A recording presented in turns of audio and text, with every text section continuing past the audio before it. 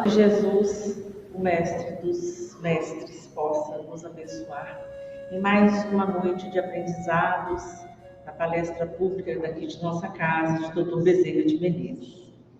Nós, para a preparação do ambiente, vamos abrir aqui a página Vinha de Luz, do livro Vinha de Luz, Psicografia de Chico Xavier do Espírito Emmanuel, a lição Filhos.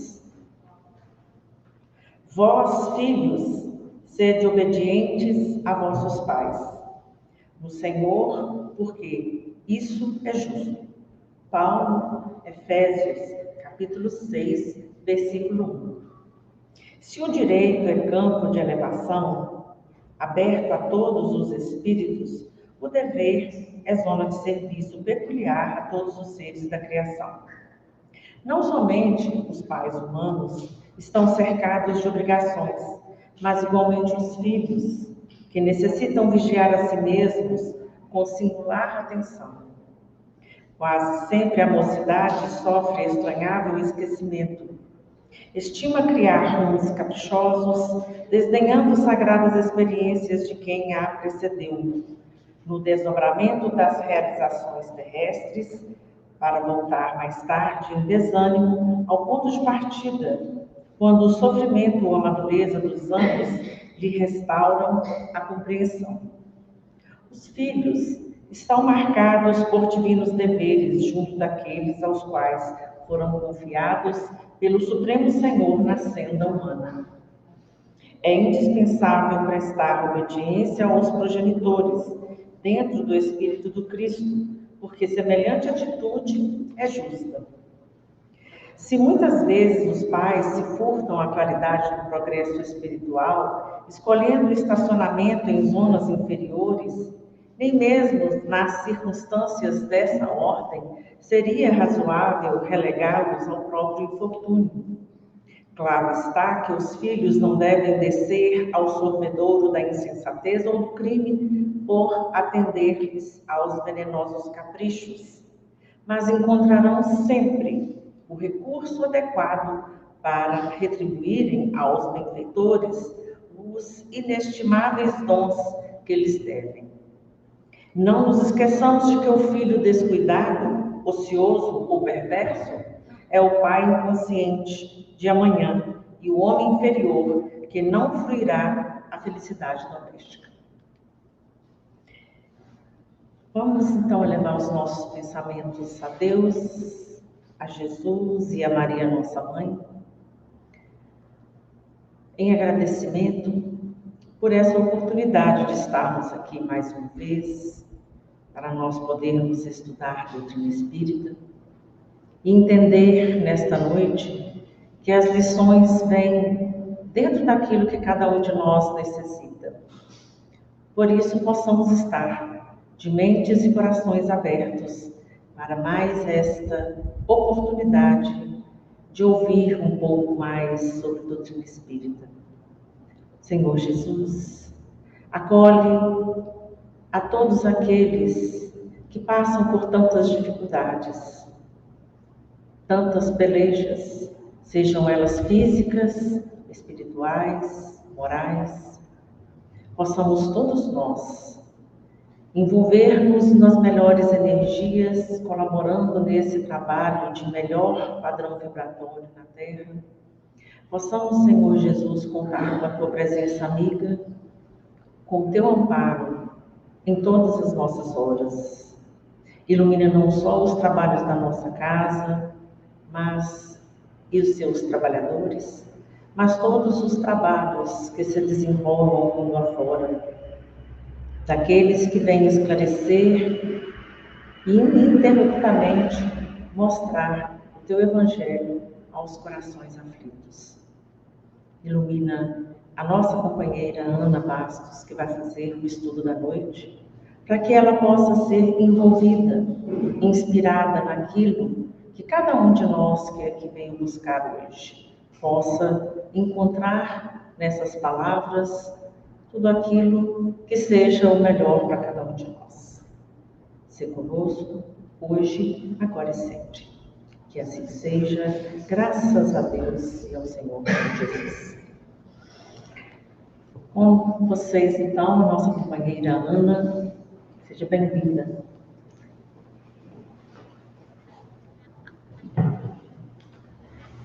Queridos irmãos, muito boa noite. Acho que vocês viram o título da nossa palestra e a gente vai pensar assim: por que o Mestre Jesus e nós, as mulheres? Nós poderíamos ter um olhar também sobre Jesus e o nosso Mestre, o jovem e a criança, o idoso.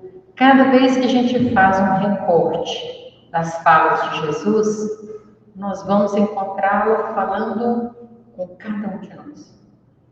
Então, nós fizemos aqui algumas buscas e vamos extrair dessas passagens o que nós, mulheres, podemos aproveitar.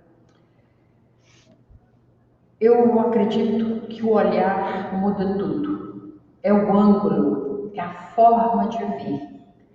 Tanto o olhar de quem vive a experiência, e se nós nos transportarmos para aquelas pessoas que conviveram com Jesus, e muitas foram transformadas assim, de uma maneira grandiosa, e nos pensarmos no lugar dessas pessoas, tudo isso faria uma grande diferença para a gente. Mas tem também o olhar de quem presencia o fato. E muitas vezes nós poderíamos nos envergonhar de estar presenciando alguns fatos que foram vivenciados ao tempo de Jesus, mas nós os temos também na nossa sociedade hoje. Quando pessoas que se acham superiores umas às outras pensam que podem pisar a dignidade de alguém. E um outro olhar, e é este o nosso olhar, o de quem aprende pela observação. Quando o Mestre desceu à Terra para mostrar o caminho que deveríamos trafegar para conhecer a verdade que nos levaria a obter a vida em abundância, recorreu à pedagogia do amor e à força do exemplo, para que as suas lições ficassem marcadas na própria psicosfera do planeta. E falando de psicosfera, devemos nos recordar que são os nossos pensamentos que vão fazer com que o nosso ambiente seja mais tranquilo ou mais belicoso. Sabe aquela questão de pessoa de repente explode? Às vezes é por falta de um pensamento de calma, de amor, que nós deixamos de produzir. Certa vez perguntaram a Chico para onde vão as vibrações de amor. E Chico não soube responder, ele perguntou para Emmanuel. Porque nós pensamos que as vibrações de amor vêm de lá para nos envolver. Mas nós não somos todos espíritos encarnados e os desencarnados? E por que não podemos nós emitirmos as vibrações de amor para que impregnem o nosso ambiente espiritual de tal forma que nada mais haja senão amor? Prosseguindo aqui então, ainda que as ilusões do mundo nos afastem desse roteiro, que é o que Jesus nos trouxe, em algum momento seremos visitados pelo doce convite do Rabi da Galileia. Vinde a mim, todos vós que sofreis, que estáis afadigados, e eu vos aliviarei. Porque, embora não pareça, o mal cansa. O bem não cansa. Tanto não cansa que nós muitas vezes passamos pelo bem e não percebemos que passamos. Nós só sentimos quando passamos pelo mal. Quando ele nos colhe, ou quando nós envenenamos o nosso corpo por muito fazer mal ao outro. E o olhar de hoje, então, é o da mulher, que deseja compreender a lição do Mestre de Nazaré, escrita nas entrelinhas do do messianato. Então, nós não vamos aqui falar de Jesus que tenha falado isto ou aquilo. É o que nós interpretamos daquilo que ele disse ou daquilo que ele mostrou. E se nós fizermos isto bem, se vamos entender essa mensagem, com certeza a jornada futura será mais leve. E quando um dia nós envergarmos a roupagem física masculina, olha gente, um dia nós seremos homens. E os homens de hoje um dia serão mulheres. E ninguém tem que ficar incomodado com isso. São lições, são salas de aula. Então, quando envergarmos a roupagem física masculina, traremos nos arcanos da consciência o respeito aos sacrifícios que a mulher é convidada a enfrentar na sua caminhada. Eu pretendo, então, extrair dos encontros de Jesus com algumas mulheres ensinamentos que nos enriqueçam e tragam luz às nossas almas.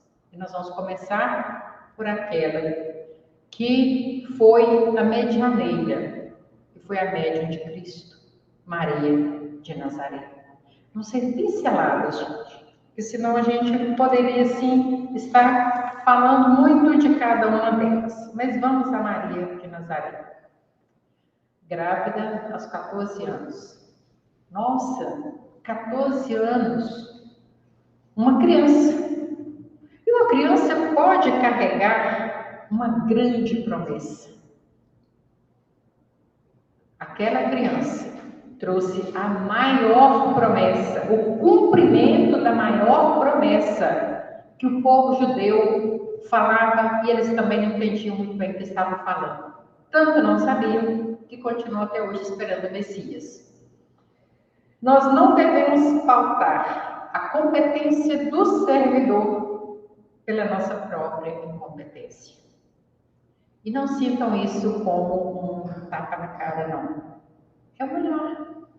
Às vezes a gente pensa, não, fulano não tem competência para fazer isso, não. Quem diria que uma garota de 14 anos tinha competência para trazer o Salvador do mundo? Então, como nós vamos falar que alguém tem competência ou não? Essa é a nossa leitura dessa passagem com Maria. E nesse período de 14 anos, ela vai fazer uma visita a Isabel, a sua prima. Ela ficou sabendo também que estava grávida. E ela faz o Cântico de Maria, que está em Lucas, capítulo 1, versículo 46 a 54.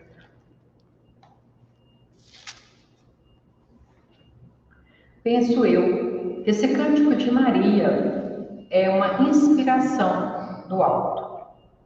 Naturalmente, eivado dos princípios e crenças do judaísmo. A minha alma engrandece ao Senhor, e o meu espírito se alegra em Deus, meu Salvador, porque atentou na baixeza de sua serva, pois eis que desde agora todas as gerações me chamarão bem-aventurada, porque me fez grandes coisas, ó poderoso, e santo é o seu nome. E a sua misericórdia é de geração em geração sobre os que o temem. Com o seu braço obrou valorosamente, dissipou os soberbos no pensamento de seus corações, depôs dos tronos os poderosos e elevou os humildes. Encheu de bens os famintos e despediu vazios os ricos. Auxiliou a Israel, seu servo, recordando-se a sua misericórdia. E ela, que ao receber a visita do anjo Gabriel, ela disse: eis aqui a serva do Senhor, faça-se em mim segundo a vossa palavra. Lição para nós. Ao sermos convidados ao exercício, seja da fé, seja do trabalho, seja do sacrifício, lembremos-nos que Deus não coloca fardos pesados em ombros fracos. Se Ele acredita em nós, quem somos nós para duvidar? Tenhamos 14 anos, tenhamos 80, estejamos à porta da morte, seja quando for, aceitemos a missão, dizendo humildemente: eis aqui a vossa serva. Nós vamos caminhar um pouquinho mais e encontrar Maria, já com seu filho, com quase 30 anos, e elas vão a uma festa de casamento, as bodas de Caná. Jesus ainda não tinha feito o convite aos seus discípulos, Jesus ainda não tinha lançado-se à divulgação do reino de Deus, e ele participava ali de um ato prosaico da vida cotidiana, que era festejar com os amigos. E lamentar também quando os nossos amigos choram. Mas aí acontece aquele fato que todo mundo conhece, que o vinho acaba. E Maria, orgulhosa do seu filho, porque naturalmente ele já havia feito alguns atos grandiosos na sua rotina, e ela fala: fazei tudo que ele vos mandar. E ele manda que eles encham as talhas de água e não faz absolutamente nada, não. Ele só fala assim: agora tira e leva para o dono da festa. O resto a gente já sabe, né? Mas qual que é a lição que nós tiramos dessa ocorrência? Primeiro, a obediência de Jesus. Jesus obedeceu a sua mãe, Jesus faz o que ela manda, mas ele abaixou a cabeça e foi lá fazer? Foi assim, gente? Não. Jesus falou assim: mulher, que tenho eu com estas coisas? Ainda não é chegada a hora. Ou seja, ele foi obediente, mas ele respeitou a ignorância de Maria. O que devemos nós fazer com os nossos pais? Que muitas vezes não pensam como nós. Está no Evangelho falando que os seus ensinamentos fariam pais contra filhos, filhos contra pais, a nora contra a sogra, sogra contra a nora. Não é isso que a gente lê no Evangelho? Nós podemos discordar, mas não desrespeitar. É a lição de Jesus para nós aqui. Quando simplesmente fala: olha, não é para isso que eu vim. Eu vim para coisas que são realmente de importância. Já pensou? Qual a diferença entre ter vinho e não ter vinho? Mas era uma vergonha muito grande para o dono da festa faltar vinho.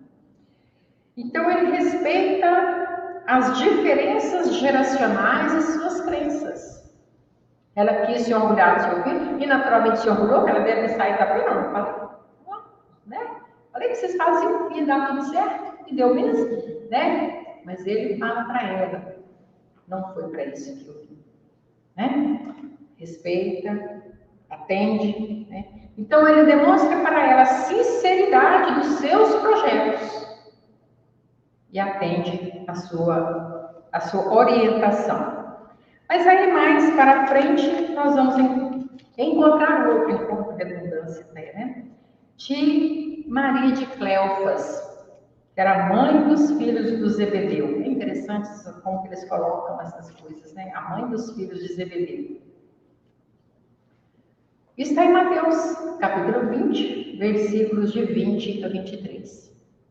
Jesus está conversando com seus discípulos e a mãe, a Maria de Cleofas, ela pega esse menino pela mão, vamos dizer assim, fala assim: Jesus, eu estou precisando conversar com o senhor. Aí Jesus fala: muito bem. Aí ela fala: olha, eu estou muito feliz que os meus filhos estejam na sua equipe, mas eu estava querendo te pedir uma coisa. Porque ele estava falando também que estava chegando a hora do sacrifício. Ela pensou assim: não, ele já está na hora dele ir embora. Deixa eu conversar com ele depressa. O afã de nós mães, querendo resolver o problema dos nossos filhos e colocá-los nas melhores posições. Aí ela fala com ele: na hora que o senhor for, o senhor pode garantir para mim que um dos meus filhos se sente à sua direita e o outro à sua esquerda? Sobrou o que dos outros? Né? Fica lá, né? Na assembleia, observando os meus filhos orgulhosos. Jesus fala com ela assim, mais para eles, né? Vocês vão poder passar pelo sacrifício por mim? Aí eles falam, sim. Ou seja, se a questão é essa, né? Pode separar o lugar direito e esquerdo lá, porque nós vamos podendo. Então, na verdade, vocês vão passar pelo sacrifício. Mas quanto a quem sentar na direita ou à esquerda, isso pertence ao meu Pai. Lições que nós aprendemos aí. Os privilégios são concessões inadequadas ao servidor do Pai.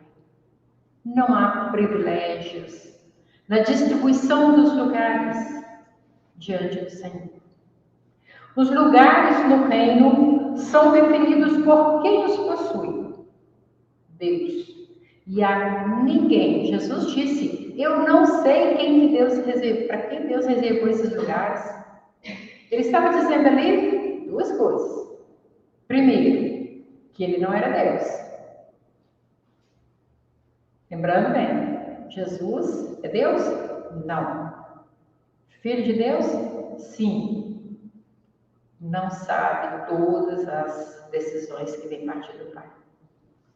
Então, quando nós fizermos as nossas petições, a intervenção celestial, estejamos cientes de que o Senhor conhece os nossos pensamentos e não premia a preguiça, a falsidade ou o orgulho. Então, se nós, olhando para dentro de nós mesmos, encontrar resquícios que sejam dessas não virtudes, não queiramos o céu na terra. Nós precisamos de ralar os nossos joelhos, de ralar, engrossar as nossas mãos no serviço do bem, para merecermos a contemplação do Senhor nas nossas orações. Todas as preces são atendidas? Sim, mas muitas vezes não serão da maneira que nós desejamos. Se nós pedirmos a paciência, talvez esse ambiente se enche de crianças ruidosas, para nós exercitarmos a paciência. E ao final das contas, nós teremos alcançado a paciência, exercitando de pouco a pouco, né? E nós vamos encontrar no capítulo 17 do Evangelho segundo o Espiritismo, um item falando sobre a virtude, que diz o seguinte: mais vale pouca virtude com modéstia do que muita virtude com ostentação. Bom, eu falei assim, não, mas então não existe virtude? Existe. As virtudes são muitas. E enquanto nós não alcançamos todas, devemos nos esforçar de alcançarmos uma a uma. Por exemplo, às vezes a pessoa, já que eu falei de paciência, né? A pessoa às vezes é muito paciente. E ela se vangloria da sua paciência. E aí? Perdeu a outra parte, que é a humildade. E onde começa o Sermão do Monte? Na humildade. Então, quando nós nos vangloriamos daquela virtude que nós já conseguimos, nos orgulharmos é uma coisa, nos vangloriarmos é outra. Nós devemos ter isso, nossa, que bom que eu já alcancei esse patamar. Que essa é uma lição que eu não preciso repetir mais. Beleza, mas não joga na cara de quem não tem. Porque talvez aquele que não tem aquela virtude que eu possuo, tem às vezes 3, 4 que eu estou longe de pelo menos entender que aquele é uma virtude. Né? Há muito tempo, nós fazendo campanha de Natal, e se existe uma coisa que eu aprendi é a pedir. E aí pede um, pede outro, eu cheguei perto da pessoa e falei, nós estamos na campanha de Natal, precisamos de ajuda para as cestas. A pessoa falou assim, nossa, tomara, mas assim, eu não vou poder te ajudar não, porque, olha, mas eu sou altamente caridosa e eu já distribuo, eu dou cesta todo mês para a minha lavadeira. Que bom, ela realmente é muito caridosa, né? Mas quando eu coloco para mim o altamente caridosa, porque eu ajudo uma pessoa, eu não estou conseguindo entender ainda a mensagem do Cristo, né? Então, a nossa Maria de Cleofas, né, quando ela pede que os seus filhos ocupem aqueles lugares, né, E Jesus fala, não é por aí, eles não têm ainda o mérito, e se tiver, isso é com Deus, não é comigo. Nós devemos olhar, então, para as nossas virtudes, reconhecer que nós já alcançamos, nós já não somos igual éramos há um ano atrás, ou uma semana atrás, e buscar constantemente crescer. Mas vamos prosseguindo, porque há muitas outras mulheres que, estando com Jesus, nos ensinaram mais alguma coisa. Vamos falar de Maria Madalena. No Evangelho, nós vamos encontrar Maria Madalena sendo citada 2 vezes. Em Lucas capítulo 8, versículo 2, quando fala sobre as mulheres que serviam a Jesus, Maria Madalena consta como uma das suas seguidoras, da qual Jesus expulsou 7 demônios. No Evangelho, Jesus costuma dizer, já fala o seguinte, que não adianta expulsar os demônios, porque se aquele que estava com eles dentro do seu coração não limpar a sua casa, eles vão dar um tempo e vão voltar naquela casa para saber como que ela está. E se observarem que ela continua suja, quais são as sujidades de uma casa mental, de uma casa moral? São os nossos vícios, são as nossas más inclinações. Então, esses voltarão com o dobro deles. Ocorreu o quê com Maria Madalena? Uma vez que ela teve contato com o puro amor, ela jamais deixou de amar. Foi a pessoa que mais teve transformação impactada pelo encontro com Jesus. E vamos encontrá-lo também já no registro de Mateus, capítulo 28, versículo 1 a 10, quando Jesus foi crucificado, foi colocado lá no túmulo, que era de José de Arimateia, aquele túmulo. Mas eles lembraram que Jesus falou que no terceiro dia ele iria ressuscitar. E enquanto os discípulos, então apóstolos, estavam lá chorando, tristes, algumas mulheres foram ao túmulo. Foram visitar Jesus e ter certeza se ele estava mesmo lá.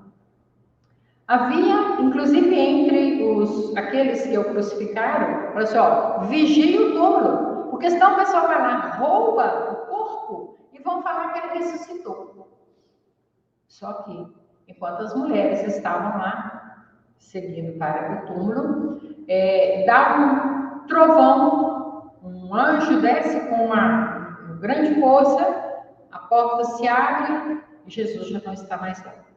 Mas então, Madalena traz para a gente essa fé. Ainda que tudo esteja em sombra, tudo esteja dizendo não vai dar em nada, vai dar. E eu vou lá conferir. Dizem que Jesus fez questão que fossem mulheres visitar o túmulo para ter certeza que a notícia se espalhava rápido. Então, lá foram elas. 2 Marias e uma outra, só fala aqui mais uma mulher, né? E nós vemos aí esse impulso que faz com que a gente muitas vezes saia da nossa própria tristeza e vá em busca das boas novas, permanecendo perseverantes.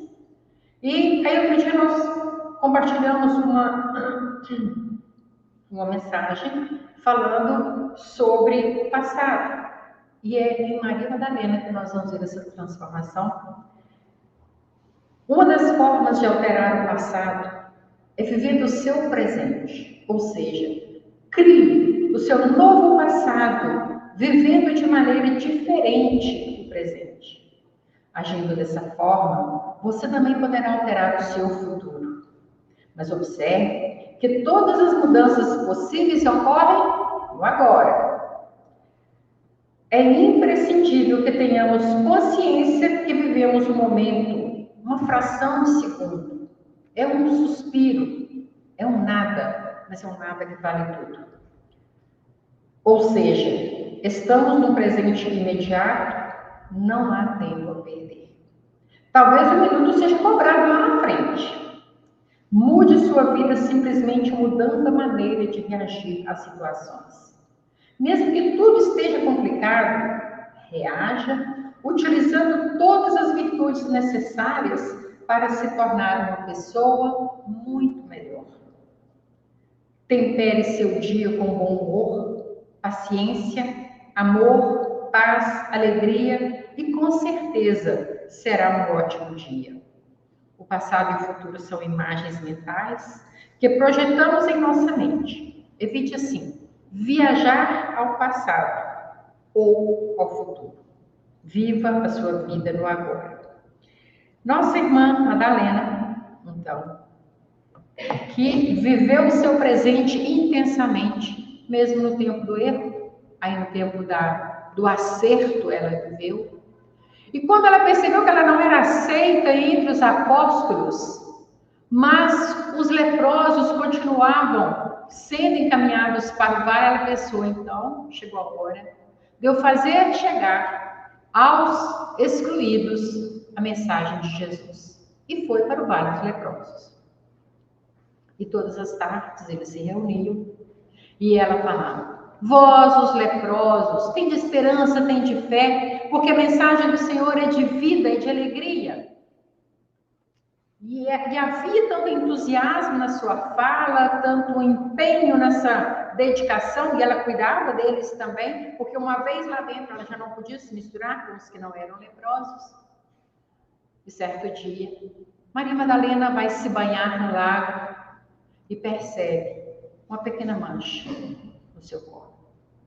Ela olha para ela e não a vê como um sinal da lepra.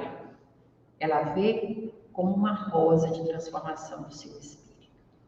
A partir daquele dia, quando ela vai conversar com os leprosos, ela já não fala vós, os leprosos. Ela diz nós, os leprosos. Não podemos perder a esperança, porque o Cristo veio para que todos nós tenhamos vida. Então é isso, meus irmãos, que nós aprendemos com Maria Madalena. Não importa o quanto esteja ruim, nós podemos levantar e mudar. Não importa o quanto pareça ruim ao mundo, importa que seja uma dor, seja uma oportunidade, seja um sacrifício. É sempre para nós nos redefinirmos e traçarmos uma nova linha de condição de vida. Porque ainda que a sombra se torne espessa, uma réstia de luz abre o caminho para a alvorada nova. Vamos ter mais um encontro. Joana de Cus. Joana de Cus é narrada no Evangelho num versículo só. Lucas, capítulo 8, versículo 3, ainda como uma das mulheres que serviam a Jesus. Ela era uma das patrocinadoras da obra do Cristo. Ela era esposa de um intendente do Império Romano, por isso ela tinha muita condição. Só que quando ela começou a ouvir as pregações do Cristo, ela se sentiu transformada. E aí a condição dela, o modo dela de viver dentro de casa foi percebido. Ela já não participava tanto das festas que as outras patrícias promoviam. Ela já acolhia as criadas de uma forma muito mais carinhosa e caridosa. E aí começaram a falar de Joana. E Cusa era um homem do império. Então ele bebia muito, ele bebia nas farras, e aquilo já não cabia mais no mundo daquela mulher transformada. Aí um dia ela vai, conversa com Jesus. Isso não está no Evangelho, vamos encontrar no livro A Boa Nova. E ela fala com Jesus que ela quer se separar de Cusa e se integrar à equipe. Ele fala, volta, ser fiel. E ela realmente volta, porque se nós hoje nos encantamos com os ensinamentos de Jesus, ouvir da sua própria boca uma determinação, impregnada do seu magnetismo, da sua amorosidade, penso eu que a gente tinha que tão somente obedecer. E ela obedeceu. voltou para casa. Cusa entrou em descrédito, perdeu tudo, ela perdeu as suas posses e continuou servindo ao Cristo. E ela tinha um filho. E ela foi acusada como uma seguidora do homem do caminho, que era assim que era falado, né? De Jesus. E ela é condenada à fogueira. E o filho dela falava: me jura, mãe, me jura, nós vamos morrer. E ela pensava: eu podia me jurar pelo meu filho, mas como é que eu vou prosseguir vivendo sem o Cristo em mim? Em suma, ela foi realmente, ela e o filho foram queimados. E o soldado olhou para ela, riu e falou: é só isto que o seu mestre te ensina, mulher, a morrer? Ela disse: não somente a morrer, mas também a vos amar. Será que essa lição a gente já conseguiu aprender? Que em nome do mestre nós devemos suportar todos os sacrifícios sem lançar nenhum ódio, nenhuma reclamação, nenhuma revolta contra aqueles que nos estejam fazendo sofrer. Volta, ser fiel ao comando do Cristo. Lembrando que compromissos assumidos são notas de valor no campo da construção íntima, onde a perseverança e o perdão, juntamente com a paciência e a bondade, traçam rotas seguras ao vencedor. Nós só seremos vencedores se olharmos essas lições do Cristo e as trouxermos para nós. Senão, vai ser sempre um livro que, fechado, é um amigo mútuo. Vamos falar com Marta e Maria. Eu dou o maior apoio para Marta, né? Marta lá preocupada, Jesus vai visitar os irmãos, Maria, Marta e Lázaro. Ela está lá preocupada em fazer comida e dar uma ajeitada. E Maria, igual uma boba, olhando para Jesus, se fartando das suas palavras, da sua aura maravilhosa. E Marta fala assim: o senhor não está vendo isso não? Que injustiça! Eu estou aqui ocupada cuidando das coisas e Marta aí sentada. Maria é. A Marta não, a Marta estava lá trabalhando. Acho que ela trabalhou tanto, né? Andas afadigada por coisas, mas uma só coisa é necessária. E Maria escolheu a melhor parte. E o que seria essa melhor coisa, gente? Que ele fala coisa que é necessária, ele não acrescenta para ela. Que os ameis de coração puro.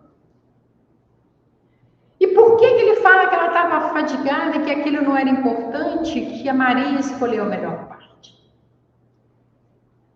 A família é mais importante que a casa. Eu me lembro de um fato interessante, vocês já devem ter visto alguma obra da Zélia Gattai. A Zélia Gattai era esposa do Jorge Amado. E ela muito organizada, cuida de uma coisa, cuida de outra, e o Jorge Amado, aquele relaxado, deixava a toalha molhada em cima da cama. Diz ela que brigava, um dia ela pensou: o que é mais importante? É o meu marido ou é a toalha molhada? Diz ela que nunca mais brigou com ele. Ela já sabia que ele fazia assim mesmo.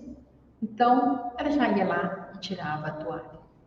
E quantas vezes nós, arranjando a casa, os nossos filhos vêm correndo e nós falamos: sai daqui que eu acabei de limpar. O que é mais importante? Há coisas que, se não forem feitas hoje, podem ser feitas amanhã. Jesus estava ali por pouco tempo e todas as vezes ele falava: eu serei apanhado. Ele falava o filho do homem, né? será crucificado, açoitado, né? Estou aqui por pouco tempo.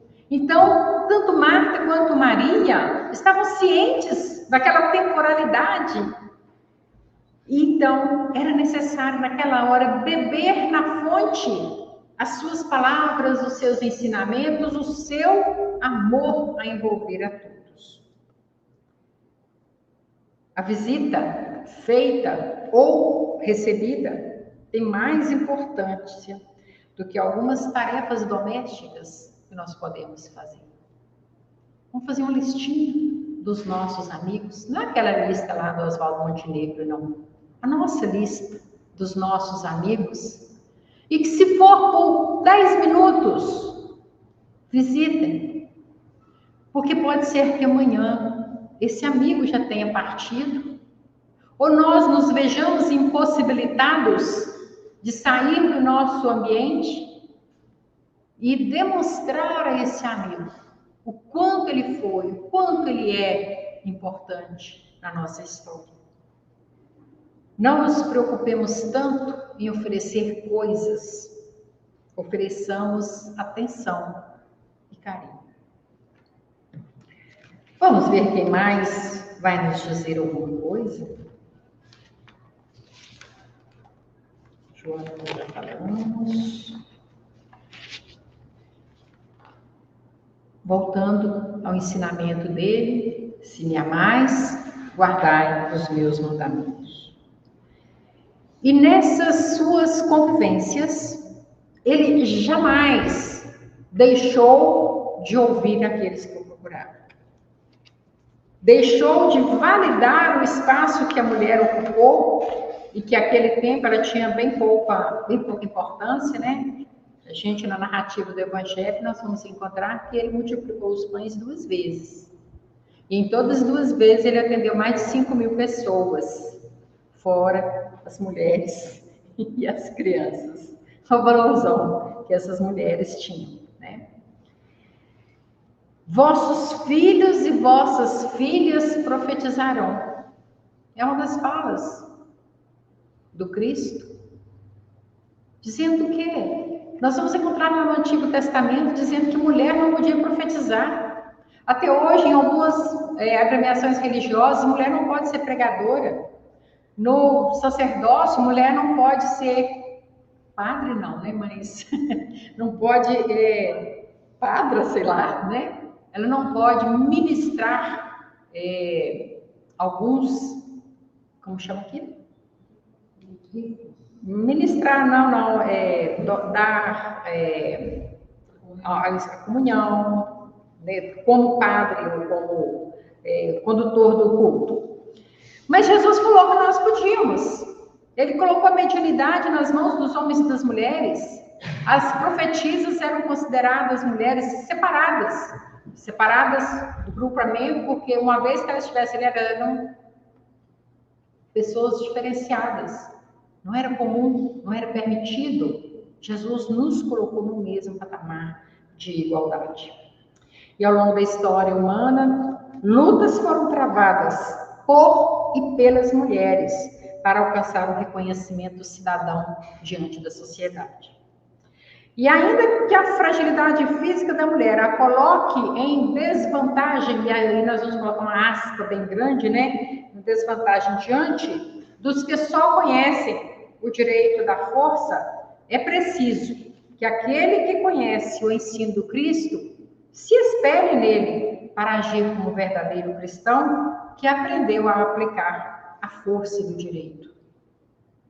É um paradigma interessante para a gente avaliar, né? Se nós formos pela força, realmente, aquele que é mais forte vai subjugar o fraco. Mas, dize-nos os espíritos protetores, o forte vem para apoiar, para amparar o fraco e não para se servir dele. Então, são esses exercícios de convivência pacífica, diga-se de passagem, que promoverão o progresso moral da humanidade. Na intimidade do lar, que é a primeira escola, onde teremos a oportunidade de transmitir esses valores morais, é que a herança de Jesus se perpetuará. ainda é a função mais agradável e amorosa confiada à mulher. Construir o homem do futuro. E aí nós não temos que fazer, né? A mulher não tem que ficar em casa. Gente, a mulher fica onde ela quiser. O homem fica onde ele quiser.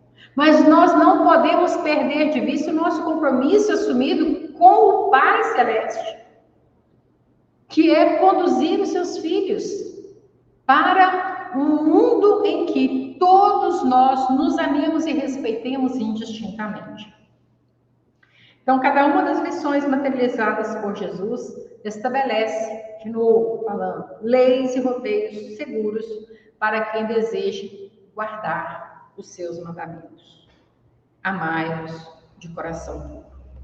E nós vamos encontrar uma coisa interessante sobre esses encontros de Jesus com algumas mulheres. Já perceberam, a mulher adúltera, a mulher hemorroíça, a mulher cananeia, a mulher do vaso de alabastro, a mulher samaritana, a sogra de Pedro, a viúva de Naim.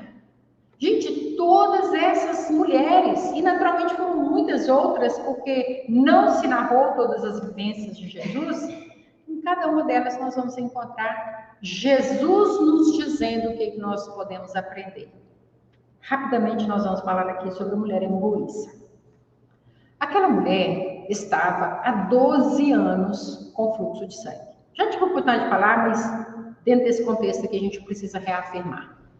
Ela havia gastado todos os seus bens na busca de uma solução, na busca da sua saúde. Mas não era só isso. Dentro da cultura judaica, a mulher que estivesse no seu período menstrual, ela não podia conviver com a família.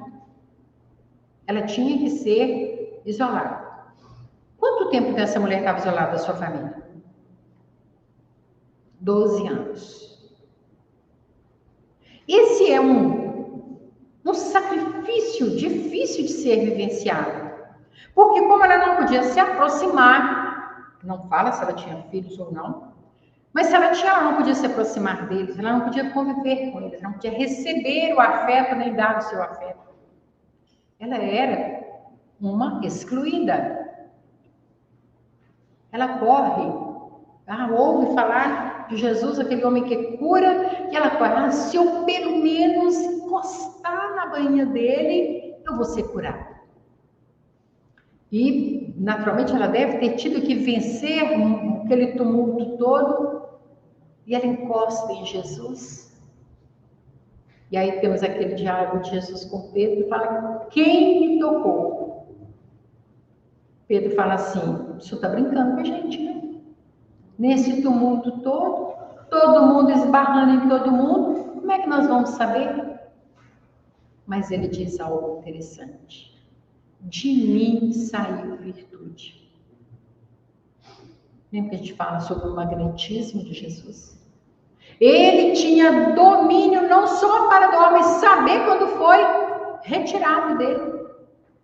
No estudo do magnetismo, a gente fala isso de roubo mesmo de magnetismo. Então, quando Jesus fala de mim saiu virtude, e quem me tocou, ele precisava ficar, já que ele sabia que saiu, que a mulher estava curada, ele precisava expor essa mulher. Por que será que Jesus fez isso? 12 anos fora do convívio dessa família. Como é que ela podia chegar lá e falar assim, agora eu posso conviver com vocês? Como é que ela ia provar aquilo? Com certeza. Quando essa mulher voltou para casa, devia ter um monte de gente na frente falando, cá, aconteceu com ela está curada e tal. Ela foi reintegrada no seu ambiente. Aprendemos com Jesus que nós devemos doar o máximo de nós, se nós tivermos, devemos doar. E ao doar, reintegrar aqueles que recebem, sem que eles tenham que pagar preço alto demais. Muito pelo contrário. Que haja também amor naquilo que a gente estiver doando. Vamos à mulher do vaso de alabastro. São duas ocorrências, inclusive. Talvez seja a questão da tradição oral, né? Eu conto para um, conto para outro, aí daí a pouco a história é a mesma, mas as circunstâncias mudaram. Mas vamos narrar como foi feito. Em Mateus capítulo 26, ele narra o seguinte: Jesus foi convidado para a casa de Simão, o leproso, que a essas alturas eu imagino que ele tenha sido curado por Jesus, porque muitas pessoas foram com Jesus a esse jantar. E entra uma mulher com um vaso do óleo mais puro e perfumado. Quebra a tampa do vaso, porque as ânforas eram lacradas, ela quebra a tampa do vaso. Unge Jesus da cabeça aos pés. E com seus cabelos ela limpa Jesus. E aí, as más línguas, né? Gente, como é que ele se permite ser tocado por uma mulher que ele nem sabe quem que é? Nessas alturas ele não sabia quem que é, né? Na fala do povo lá. Aí Jesus fala o seguinte: deixa que ela cumpra isso que ela está, esse carinho que ela está tendo comigo, porque na verdade ela está ungindo meu corpo para o sacrifício. Era do costume judaico que os cadáveres seriam ungidos, para só então ser enrolados na mortalha e enterrados. Então Jesus falou, ela já está fazendo isso, porque ele não teria isso lá na crucificação. O que Jesus teve na crucificação, meus irmãos? Só tortura, só humilhações, só escárnio. E aquela mulher fez então o trabalho de demonstrar para ele o quanto ela o amava, com o que de mais puro ela possuía. Aqueles a quem nós amamos devem receber de nós o que de melhor nós tivermos. Ainda que algumas indagações possam falar assim, mas para que você vai pegar esse óleo e jogar no copo de Jesus? Pode vender e com dinheiro dar para os pobres? Foi o que os apóstolos falaram, os discípulos falaram com Jesus. Aí ele fala assim, olha, eu estou aqui por pouco tempo. Pobres, vocês vão ter sempre. Então vamos fazer caridade com os pobres depois. Também o tempo que nós devemos escolher para manifestar o nosso carinho enquanto estamos com aqueles que amamos. A mulher adúltera é uma ocorrência também que vem para o nosso ensinamento, quando Jesus, só naquela frase dele, vá, não peques mais. Jesus nos fala para não viver no passado, como é dito aqui nessa lição, mas construir no presente o passado que nós queremos lembrar dele no futuro. Parece meio confuso, mas é isso mesmo. Eu só mudo a memória, colocando memórias melhores no lugar. A viúva de Naim é um fato bastante interessante também. Jesus está seguindo com seus discípulos, isso está narrado em Lucas capítulo 7, versículos 11 a 17. E aí está indo um féretro, e ele pergunta, quem está indo ali? Ele diz, aquela mulher é viúva da cidade de Naim, e o único filho dela morreu e está sendo enterrado. Jesus vê aquela mulher chorando, se enche de compaixão e manda parar o féretro. Percebe que ninguém pediu nada para ele? Será que nós precisamos ver as dores dos outros e esperar que as pessoas se humilhem para vir pedir algum tipo de ajuda? Será que nós não podemos ver e nos envolvermos em íntima compaixão e tentar com aquilo que a gente tiver? E ele tinha tudo, ele podia retornar à vida. Nós não temos.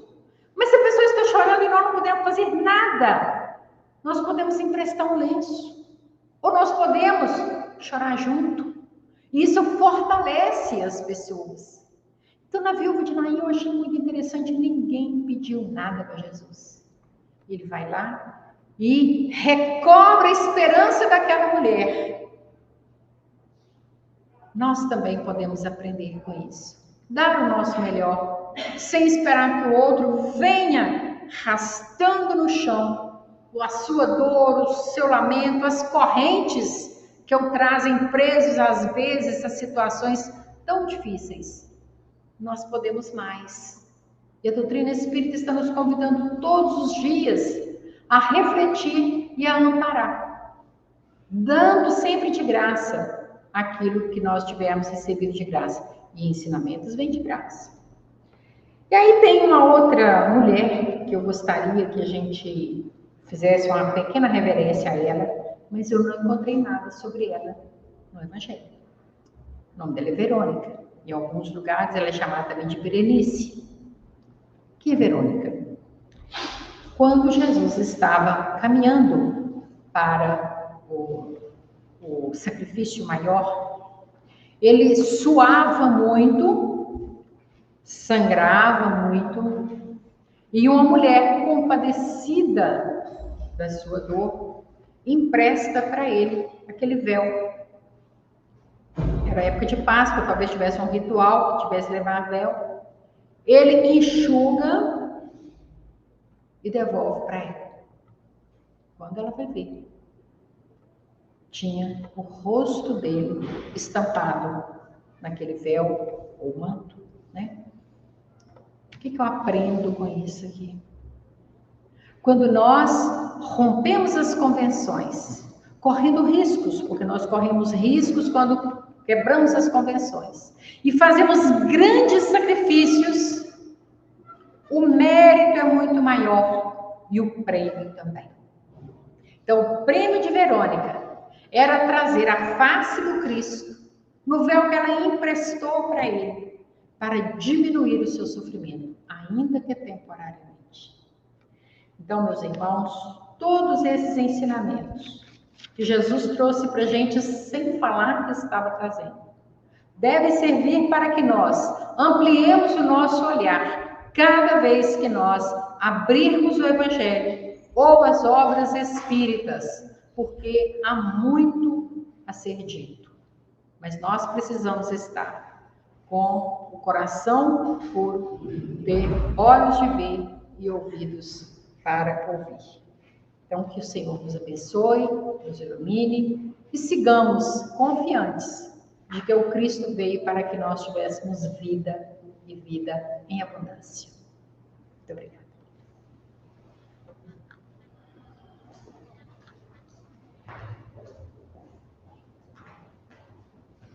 A gente tem que chamar a Ana para falar mais para a gente, não tem? Obrigada, viu, Ana?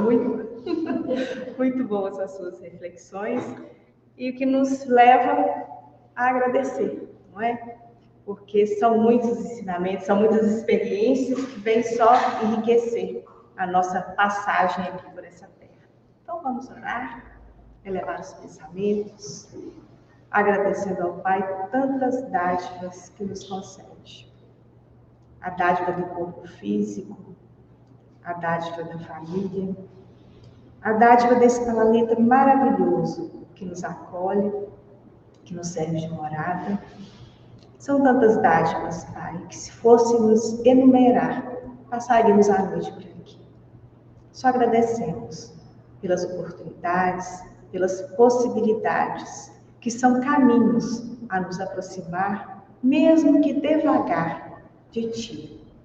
A Jesus, nosso mestre, nosso modelo, gratidão pelas lições imortais que nos legou. Auxilia-nos para que possamos realmente, ao aprendê-las, vivenciá-las em nosso cotidiano. A doutor Bezerra, nosso agradecimento pela noite, por esta casa que nos acolhe, que nos propicia o convívio, o trabalho. Ajuda-nos, Pai, a enxergar em cada um que está ao nosso redor um irmão, alguém que, como nós também, está em busca de auto-melhoria. Dá-nos, Dr. Bezerra, a força, a perseverança para prosseguirmos nessa tarefa. E assim, Pai, agradecidos, encerramos mais essa noite de estudos, de reflexões, passando para os trabalhos de paz. Que assim seja.